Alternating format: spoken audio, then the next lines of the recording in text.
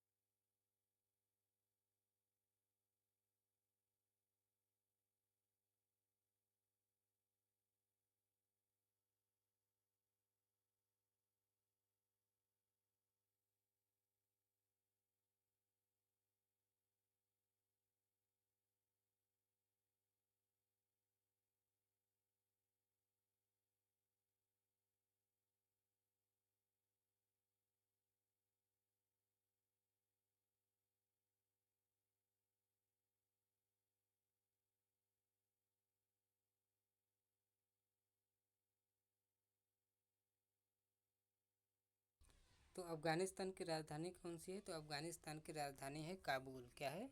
काबुल। वर्तमान में भी अफ़गानिस्तान की राजधानी काबुल है। देखिए, जो अफ़गानिस्तान और पाकिस्तान की रेखा को क्या बोलते हैं? इसकी सीमा रेखा को बोलते हैं डूरंड रेखा। ठीक है, क्या बोलते हैं?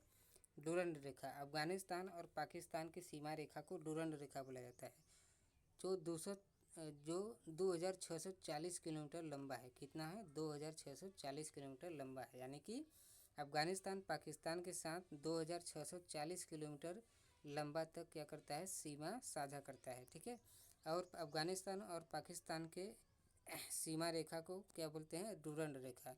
उसी तरह से जो अफ़गानिस्तान और इंडिया के सीमा रेखा है, उसको भी क्या बोलते हैं? डूरंड रेखा बोलते हैं। तो इस बात का आप लोग ध्यान रखिएगा।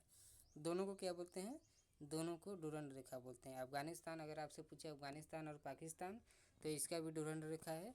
और अफ़गानिस्तान और इंडिया का सीमा रेखा, तो इसका भी क्या है? डूरंड रेखा। ठीक है, अफ़गानिस्तान और इंडिया के बीच की सीमा रेखा को अगर पूछे क्या बोलते हैं? तो डूरंड रेखा। ठीक है, तो इस बात का आप लोग ध्यान रखिएगा। देखिए, आपको इस तरह से अब सबसे पहले भारत का नक्शा बना लेना है।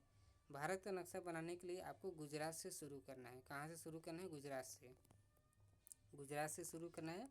और गुजरात से शुरू करते हुए यहाँ पे राजस्थान, यहाँ पे हो गया जम्मू कश्मीर और लद्दाख वाला पोर्शन पूरा लेते हुए आपको यहाँ पे आ जाना है नेपाल की तरफ। ठीक है, नेपाल तक आपको बना लेना है। इसके बाद सबसे ऊपर का हम लोग को पढ़ना है, क्योंकि अफ़गानिस्तान पढ़ना है। देखिए, यहाँ से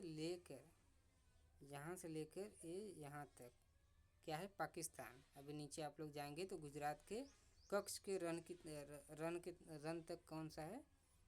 पाकिस्तान देश है। ठीक है, अब इसके बाद देखिए, इसके बाद ये इतना जो क्षेत्र है, इतना क्षेत्र यहाँ ऊपर का इतना जो क्षेत्र है, यहाँ से शुरू होता है अपना अफ़गानिस्तान। ठीक है, अफ़गानिस्तान शुरू होता है और इस तरह से पाकिस्तान से मिल जाता है। क्या करता है? मिल जाता है। यहाँ पे देखिए एक दर्रा है। यहाँ पे क्या है? एक दर्रा है जिसे खैबर दर्रा बोला जाता है। क्या बोला जाता है? खैबर दर्रा। इसको बोला जाता है खैबर दर्रा। ठीक है, और यही एक रास्ता है जिससे पाकिस्तान अफ़गानिस्तान में जा सकता है और अफ़गानिस्तान पाकिस्तान में आ सकता है, किसी भी व्यापारिक समझौते के लिए या फिर किसी भी कार्य के लिए। यहाँ पे देखिए एक हिंदुकुश पर्वत है। क्या है? पाकिस्तान में क्या है? हिंदुकुश पर्वत है, और हिंदुकुश पर्वत पर ही खैबर दर्रा है। ठीक है, खैबर दर्रा है। इस सीमा रेखा को, पाकिस्तान की जो सीमा रेखा अफ़गानिस्तान से लगती है, इसको डूरंड रेखा बोला जाता है। क्या बोला जाता है? डूरंड रेखा। उसी तरह से देखिए, यहाँ पे एक रेखा खींची गई है पाकिस्तान और इंडिया के बीच। इसे बोलते हैं रेड क्लिफ रेखा। क्या बोलते हैं? रेड क्लिफ रेखा। इंडिया में क्या बोलते हैं? इसे रेड क्लिफ रेखा। यहाँ पे देखिए 106 किलोमीटर जो अपना इंडिया है अफ़गानिस्तान से 106 किलोमीटर लंबा बॉर्डर शेयर करता है। ठीक है, कितना? 106 किलोमीटर। कितना करता है? 106 किलोमीटर। इसको आपको नोट कर लेना है, 106 किलोमीटर। और इसी के साथ जो भारत देश से अफ़गानिस्तान से सबसे छोटा बॉर्डर शेयर करता है। ठीक है, यानी कि सबसे छोटा सीमा साझा करता है, 106 किलोमीटर। अगर इसकी लंबाई की बात करें तो कितनी है? 106 किलोमीटर। देखिए, यहाँ से लेकर कहाँ तक है? यहाँ से लेकर यहाँ तक है। बस इतना ही है अफ़गानिस्तान से हमारा बॉर्डर से है। ठीक है, तो एक खैबर दर्रा आप लोग याद रखिएगा। इसके बाद यहाँ हिंदुकुश पर्वत है, इसको भी आप लोग ध्यान में रखिएगा। और इसके बीच जो पाकिस्तान और यहाँ पे इंडिया है, रेड क्लिफ रेखा है यहाँ पे, इसको रेड क्लिफ रेखा बोलते हैं। और 106 किलोमीटर लंबाई शेयर करता है, बॉर्डर शेयर करता है। 106 किलोमीटर लंबा बॉर्डर शेयर करता है अब भारत अफ़गानिस्तान के साथ। ठीक है, इसके बाद देखिए, भारत अफ़गानिस्तान से सबसे छोटा बॉर्डर शेयर करता है। तो इस बात को आपको बता दिए हैं कि जो भारत है वो अफ़गानिस्तान से सबसे छोटा बॉर्डर शेयर करता है। तो आप लोगों से अगर पूछे कि सबसे छोटा बॉर्डर भारत किस देश के साथ शेयर करता है, तो आपको बताना है अफ़गानिस्तान से, ठीक है। अगर बात करें कुल, तो लगभग 600 रियासतें थी जब भारत आज़ाद हुआ था। आज़ादी के समय इंडिया में वल्लभ भाई पटेल ने इन्हें एक किया तथा 3 नहीं माने थे उस समय, ठीक है। ये थोड़ा सा आपको फैक्चुअल नॉलेज दे रहे हैं। उस समय जब भारत आज़ाद हुआ था अपना 1947 में, तो उस समय लगभग 6 रियासतें थी, ठीक। तो उस समय लगभग सभी रियासतें भारत में मिल गई थीं, लेकिन जो 3 रियासतें थीं वो भारत में नहीं मिली। वो कौन कौन से थे? तो सबसे पहला है जम्मू कश्मीर। तो आपको सबसे पहले एक भारत का नक्शा बना लेना है इस तरह से, ठीक है। सबसे ऊपर वाला आपको हिस्सा बना लेना है। तो जम्मू कश्मीर था, उसके बाद था जूनागढ़। जम्मू कश्मीर में जो राजा थे वो हरि सिंह थे। कौन थे? हरि सिंह। तो इनके बारे में कभी कभी पूछ लिया जाता है। इसके बाद जूनागढ़ है, उसके बाद हैदराबाद है। तो ये 3 ऐसी रियासतें थीं जिनको वल्लभ भाई पटेल ने क्या किया? मिलाया। देखिए, पाकिस्तान ने कवालियों के भेष में जम्मू कश्मीर में आक्रमण कर दिया और हरि सिंह ने कहा मेरे बाद जम्मू कश्मीर को मिलाना। तो हरि सिंह क्या किए? जब पाकिस्तान ने कवालियों के भेष में जम्मू कश्मीर में आक्रमण कर दिया तो हरि सिंह भागे भागे इंडिया आ गए, ठीक है। इंडिया आ गए और इंडिया से बोले कि ऐसा भाई कि हमें बचा लीजिए, और जब हम नहीं रहेंगे, यानी कि मेरे बाद क्या करना है आप लोगों को, जम्मू कश्मीर में आप लोग जम्मू कश्मीर को भी भारत में मिला लीजिएगा, ठीक है। तब जाके अपना भारत वहाँ पे अपनी सेना भेजी और पाकिस्तान के सैनिकों को कूट कूट के भगा दिया, ठीक है। और थोड़ा सा भाग रह गया था, तभी नेहरू जी क्या किए उस समय, ईवेने चले गए और ईवेने बोला कि जो जहाँ है वही रहे। और इसी तरह से यहाँ पे जो POK, ठीक है, जो जम्मू कश्मीर का POK वाला सेक्शन है, भाग है, ये पाकिस्तान के पास ही रह गया। अगर 2 घंटा और मिला होता तो भारत वाले कूट के भगा दिए होते, लेकिन जवाहरलाल नेहरू वहाँ चले गए ईवेने में। इसके कारण जो पूरा जम्मू कश्मीर है हमारे हाथ में नहीं आ पाया, ठीक है। तो इस हिस्टोरी का आप लोग ध्यान रखिएगा। देखिए, जो जूनागढ़ है, अभी इसके बारे में बता रहा हूँ थोड़ा सा। जो जूनागढ़ है, जूनागढ़ को जनता की वोटिंग कराकर और राय लेकर मिला लिया गया। तो कौन मिलाया? ये सारा काम किए हैं सरदार वल्लभ भाई पटेल। किसने किया है? सरदार वल्लभ भाई पटेल ने। जूनागढ़ को जनता की वोटिंग कराकर और राय लेकर मिला लिया गया। उसी तरह से जो हैदराबाद रियासत थी उसको आक्रमण करके जो हैदराबाद का राजा था उसको भगा दिया गया। और ऐसा कहा जाता है कि जो हैदराबाद का राजा था और बहुत सारा सोना नावों पर लादकर इंग्लैंड ले गया था, ठीक है, जिस पर पाकिस्तान और इंडिया अपना दावा अभी तक करते हैं, ठीक है। क्या करते हैं? अभी तक करते हैं। उस समय जो वल्लभ भाई पटेल थे वो क्या थे? गृह मंत्री थे। क्या थे? गृह मंत्री। और यहाँ पे जो हैदराबाद रियासत था इसका जो निज़ाम था ये भाग गया था इंग्लैंड, ठीक है। सोना, बहुत सारा सोना लाद के इंग्लैंड भाग गया था। देखिए, अनुच्छेद 35A के तहत